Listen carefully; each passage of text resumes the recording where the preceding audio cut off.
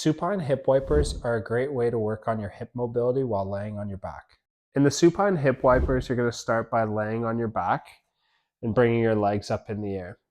Now you're going to think of this kind of like a dead bug starting position here, where you need to be able to create this brace in through this area, maintaining that intra-abdominal pressure and still be able to breathe.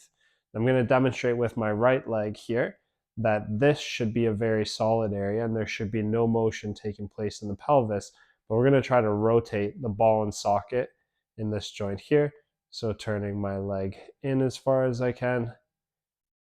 and turning my leg out as far as I can, with only motion taking place at that ball and socket,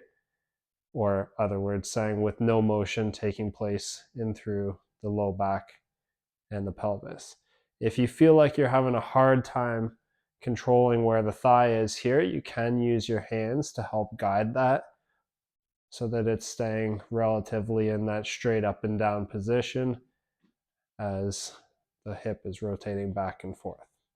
So to show that in another view, I'm going to create that same brace here, and rotation is going to try to take place solely around that ball and socket at the hip. So I'm just going to kind of guide my thigh here, turning my leg in as far as I can this direction, and turning my leg out as far as I can in this direction here. Now, as you can see, this is a pretty limited range of motion for me, and probably something that I should be working on to try to gain that internal rotation of the hip,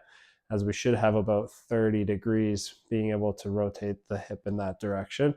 and a minimum of 40 degrees rotating in this direction here.